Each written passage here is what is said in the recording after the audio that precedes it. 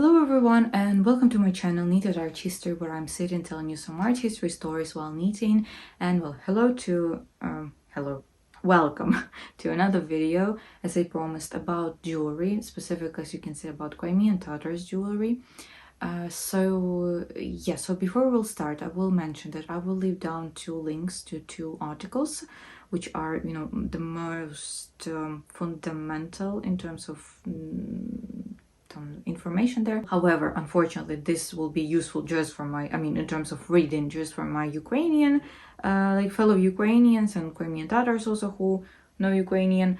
But even for you foreigners, I still suggest you to, go there and to just see the photo examples of different pieces, because there's a lot of well, not a lot, but some of the pieces you can see them.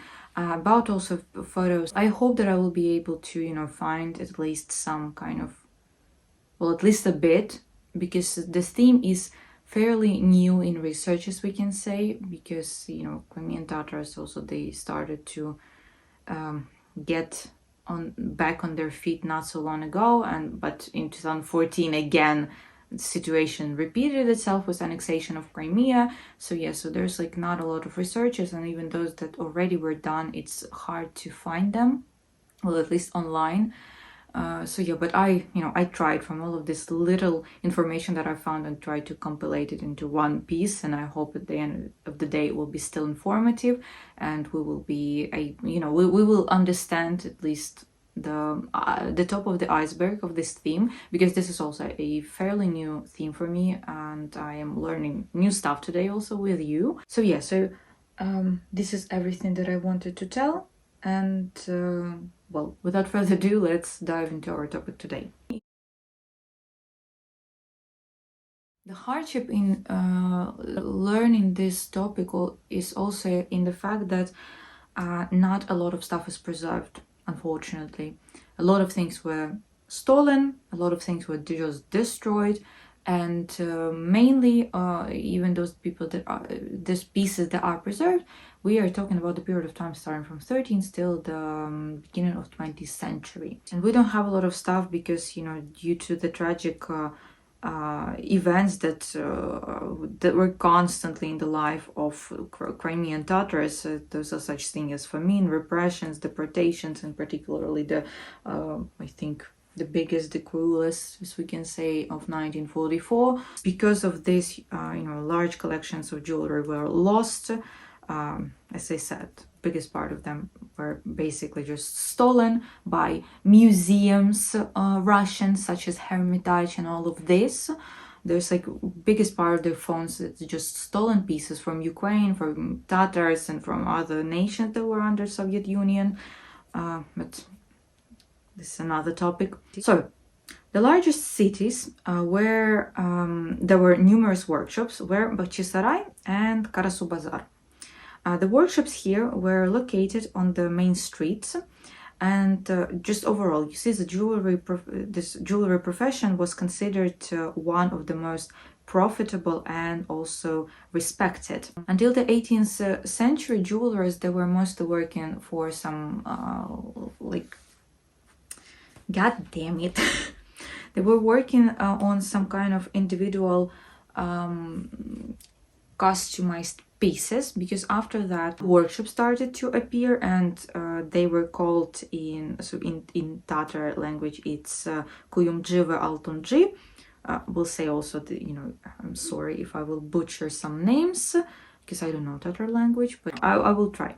So such guild organizations were preserved in Crimea until the end of 19th century. So, and obviously, as everything, every art period, the Crimean Tatar art is also divided at some periods. A certain elevation took place during the Golden Horde period, so it is 13th, 15th centuries. During this period, there were a strong influence of Islamic culture, particularly from Persia, Iraq, Egypt, Asia Minor, Central Asia. From the middle of 15th century till the end of 18th century, a strong influence of Ottoman Turks was felt. And from the end of 18th century to the beginning of 20th century, Crimea lost its independence and accordingly many workshops declined. The state did not pay any attention to this, and accordingly the jewelers closed themselves in the narrow framework of the national tradition. And after the October Revolution, national clothes and just overall pieces were replaced by, were influenced now more by European ones. So don't get me wrong, like I'm not saying that, the traditional Tatars costumes and clothes started to be Europeanized, or how to call it, right? No, I'm just saying that they mostly stopped wearing their national clothes. Well, it's the same situation as with us Ukrainians also. We Ukrainians and Crimean Tatars, we are very, the bond is here, so you can say. And so it's completely the same situation. Russians didn't like this, that we have our identity, a way older, more ancient identity, and they tried to do everything to destroy it. So it was the same situation. And many jewelries obviously fall of use. Because of that, the name of this jewelry were forgotten, what is right to use here, along with the jewelry pieces itself. Many jewelers, in order to survive and continue their businesses, began to add Soviet emblems and inscriptions to their product and significantly, obviously, reduce the price of their product. Crimean Tatars jewelry partially imitated various jewelry brought from Turkey, from Caucasus, and etc. Separate forms, motifs, and patterns were transformed by jewelers into form more traditional for Crimean Tatars. Jewelry has always been an integral part of national clothing, both for men and for women. Even, the poorest one, the poor strata of population, they tried still to give their daughters, for example, when they were getting married, at least something, at least some pieces of like necklace, for example, of belts or something like that as their dowry, we can say. So jewelry was, all over the place in all of the families, regardless of your social status. While indicating the wearer's social status, jewelry also served as investment, aesthetic, practical, ritual, and it was believed even magical functions sometimes. In terms of materials, there were like a lot of materials, and I mean it, like a lot of different materials. So they were using gold, they were using silver, iron, copper, precious stones, mother of pearls, colored glass, artificial stones, and etc. In terms of techniques, also were amazing masters, because they knew such techniques as artistic casting, coining, stamping, embossing, engraving, graining, various types of filigree, scan, blackening, animal inlay, and etc. In the first decades of the second half of the 19th century, jewelry was similar to those of previous time. However, from the end of 19th century to the beginning of 20th century, many jewelry items related to the life and culture of the feudal past, such as, for example, Sorguch, Sultan, Serga, Bunjak. I will explain what is this later. Some types of bracelets, clasps, buttons, and etc. fall out of use. Belts, temple and pectoral ornaments, and amulets have practically ceased to be produced. Many factory-produced products, as well as import from Turkey, Central Asia, and Caucasus, contributed to the growth of the competition, adapting to market demands. The loss of sophistication and specific national features, the appearance of eclectic form, stamped product, and etc. After the forced deportation of Crimean Tatars and their resettlement in various parts of Soviet Union, the jewelry business declined and almost ceased to exist. Only at the end of the 20th century, the beginning of 21st century, and to this day, there is a certain revival of this art. According to the purpose, obviously, this jewelry is divided in certain groups. For example, the first one is jewelry for the head, so things like crowns, they were called like surguç, stefan, the headbands with pendants, which were called baş altın, temporal pendants, altın tas, zili faski, so again, I'm sorry if I really butchering the names. So earrings also is in these groups, and earrings were called like coupe, ay coupe, char, and etc. There's like different types of earrings. The second group is necklaces, so necklaces made of beads, pearls, or coral.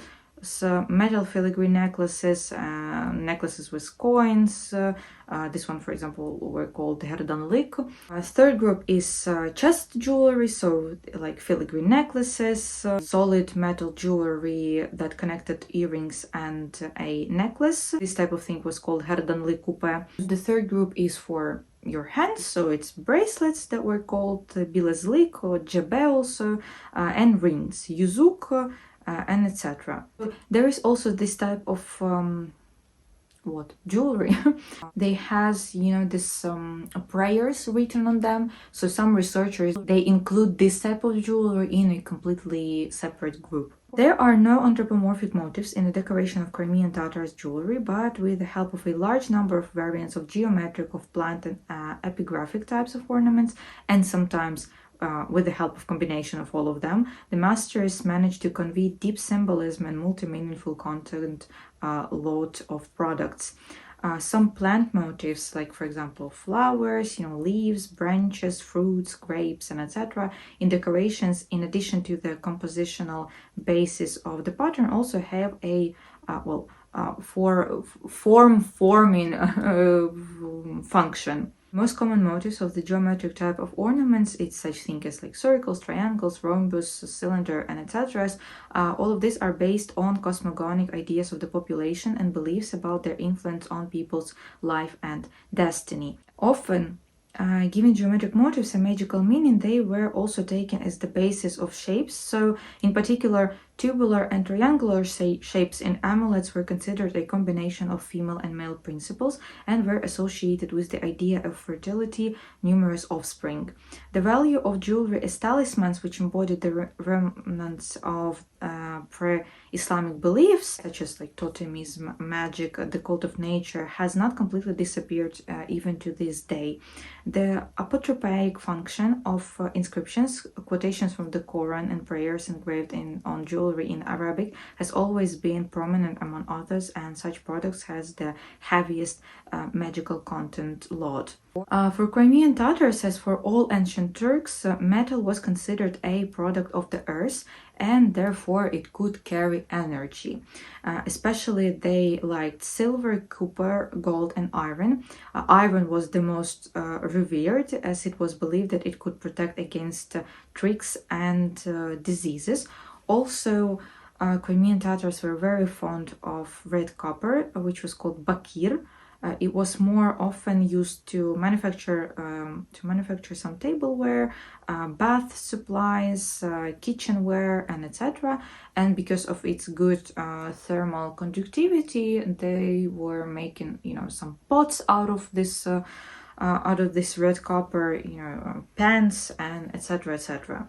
The use of certain women's jewelry depended on her status and also on her age. Some jewelry was used in everyday life, such as like earrings, bracelets, you know, some necklaces, rings. Others were used just for special occasions or when they were having some guests or on holidays and etc. There were such things as brooches, as crowns, as belts, neck bands, or, you know, more richer necklaces, something like that. As I already mentioned, a part of being, you know, just as decoration, it was most of the time it was also kind of a talisman for them. This is why children and women wore more products than men, because they were believed to be more susceptible to negative influences. So, for example, the most common decoration was such thing as kuşak. Kuşak is such a belt that was used in ritual practice up until actually 20th century, so 70s, 80s of 20th century. There was such a rite which was, well, I translate it as girding. So this rite, you know, took place before the wedding. So basically, what is that? When a father or brother, they were taking, this is a belt, as I said, they were taking this belt and they were, you know, going around the this woman that is getting married, like their sister or daughter, and they were going around her a few times. Use this belt, and they were just securing it on her. This process was considered like blessing ritual, as we can say, something like this. If this video will get also to like Crimean Tatars or maybe other ethnically similar groups, if you know something about this, and I mean, it would be interesting for me at least, to read what is this ritual in depth. Such a belt was mandatory for the agirnishan, which is like engagement ceremony. It was also used as a charm that were placed under the pillow of a woman that was given birth.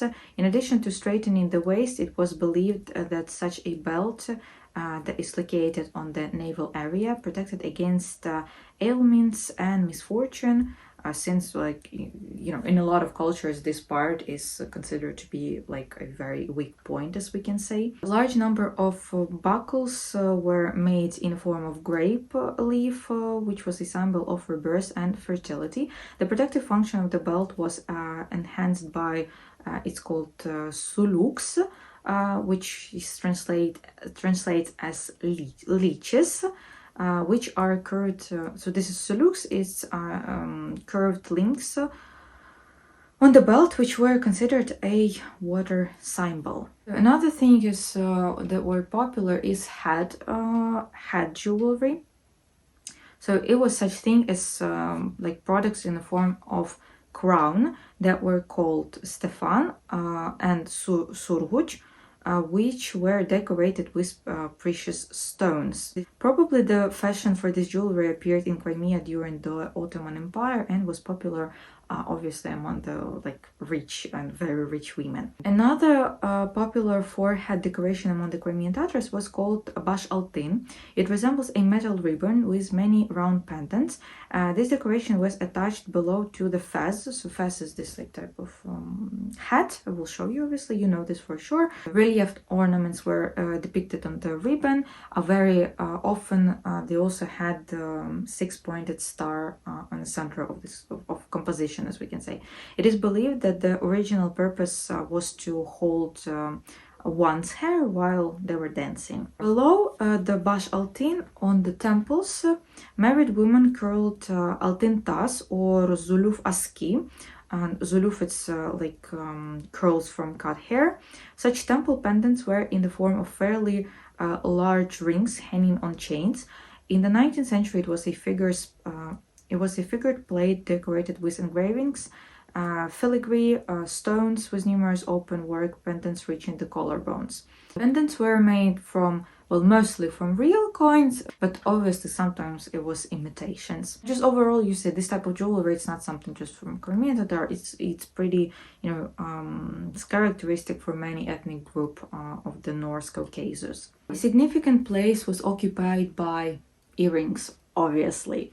So they were diverse in form, in use of technical means of their creation, differed in material, in style, manufacture technique, ornamentation, and etc. etc. Earrings were made of silver leaf in various techniques, decorated with flower and plant patterns using the technique of engraving, embossing, blackening, and also was decorated with gems. Starting from the middle of 19th century, the earrings, you know, with these precious stones, like framed precious stones, started to be also very popular. Researchers divide earrings on several groups also. The most popular were flat earrings with pendants of various shapes. Such earrings could be decorated with inserts of turquoise, carnelian, coral, pearls, and etc.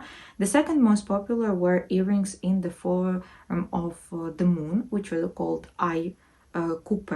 Here is also interestingly, young women were wearing, you know, the earrings in the form of new moon. The middle-aged women, the round one as a full moon, and obviously like older women were wearing the one in the form of a waning moon. Another types includes three-dimensional earrings in the form of some cone, acorn, twisted rope that were called coupe kanatli, in the form of like circles that was called charach, and etc, etc. Such earrings, they were ending with beads or some kind of pendants also. From the second half of 19th century, solid and filigree earrings with pendants began to go out of fashion. The image of filigree filling was made simpler, rougher, from a thinner wire. Forms of earrings that depart from traditional forms are gaining popularity. Low-grade silver, colored glass, foil, gilding, and silvering are increasingly used. In the steppe areas in the foothills of the eastern coast, women wore earrings connected by chains or necklaces, thus combining the earrings and the necklaces into one piece. Such earring had several names. So one of them was herdanli coupe. Other name is also serha and bunjuk. The last two types were two earrings consisting of a chain with two hooks. One hook was worn in the ear, a Turkish coin was hung from the other, and two beads were attached from below. Earrings were connected with a string of red beads that passed under the chin. Getting now to some breast jewelry, so necklaces and all of this. So pretty popular was tepiao ine. So it's the piece that consists of two filigree plates that were connected with a loop and a hook, which each plate had the shape of a heart with 5 pendants in the form of a leaf-shaped plaque connected by rings. In this way, the necklace was in the form of 5 strings. Another decoration, as I already mentioned, is gardanlik, and it's basically a plain neckband of black or dark velvet with ducats of Constantinople gold coins sewn in several rows or embroidered with silver. So hands were decorated with bracelets that were called bileznik, and rings also, yuzuk. Rings were something that was worn by men and by women, and most often they were made from copper, while bracelets bracelets were most often made of silver. Rarely they were made from gold, mostly they were gilded. Bracelets are also very diverse in their shape, in artistic processing, and ornamentation. Researchers reduced basically all of these bracelets into 2 forms, so solid one and composite. So this composite, folded bracelets, sometimes they reached quite a significant sizes, and consisted of 7 different units. There were also bracelets made of beads. They were called bunjak bilezik, mainly in red, in black, and also in blue colors. Sometimes the bracelets were made also surprisingly from buttons, and it was called, this type of bracelets is called kapara bilezik. Large solid bracelets were mostly worn by older women. Young people, they preferred some thinner bracelets, well, logically. Such bracelets were decorated with ornaments and gems, and mostly bracelets were decorated with plants and flowers ornamentation. Brooches also were, as I said, popular, and they were called ine or zinet inesi. Pins were also popular. They were called toplu ine.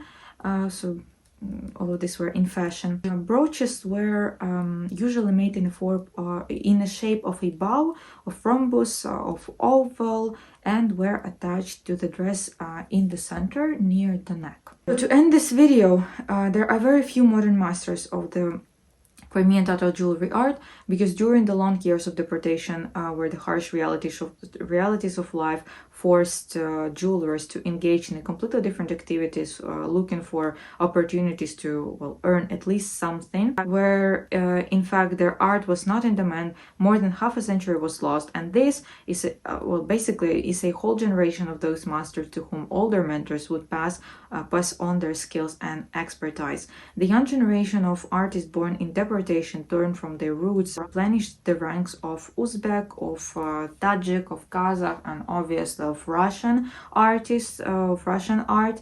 And only at the end of 1980s, after the mass return of a large part of the Crimean Tatars to their motherland, the revival of national crafts became possible. Since the early 1990s, individual artists have been making creative efforts to revive Crimean folk art, and right now, so we have some of the masters. Those are such masters as Mahmoud Churlu, Izzet Ablayev with his son Enver Ablayev, Aidar Asanov with his daughter Elmira Asanova, also Master Ruslan Denislamov, Aslan Halimov, and or Halimov, I'm sorry, I don't know how to pronounce his last name correctly, and etc. So those are like, you know, like as I understood, there's like the biggest name right now in the industry who are reviving this folk art, Crimean art. And also interestingly, in 1999, the jewelry house Julber, which is well, apparently from Crimean Tatars, Tatar language translate as beautiful, was founded. It was headed and created by Mehdi Islamov, and all of the jewelry, obviously they have this like oriental, naturally oriental mood. Many of them were created with Crimean Tatar motifs in mind, and well, apparently, as I understood, like I personally never heard of this jewelry house, but apparently it's kind of popular among jewelers and just overall people who are you know, more deeply into this theme than I am, because the house won a lot of international prizes. It won a lot of all Ukrainian exhibitions, prizes, and etc. etc. So yeah, so this is everything that I have for today. So you can see also not a lot of information, but I hope that at least, you know, with all of the photos and this very brief information that I gave you today, we like you would be able, you know, to understand what was going on, what were they wearing, and yeah, and yeah. So I don't have anything to add anymore here. The only thing that we'll hope that in the nearest future Crimea will get home to Ukraine, where we, you know, to the country that loves it, and to, well, maybe you know, government was not very like protective over Crimea for the last years, but you know, we people, just like Ukrainians, it's our also, it's our pain, the same as with Crimea, for especially as for Crimean Tatars, because you know, again in 2014 they were forced to leave for their house again. You know, it's not that, like, not even 100 years passed, and the situation just again repeated itself. So yeah, so I hope that in the nearest future we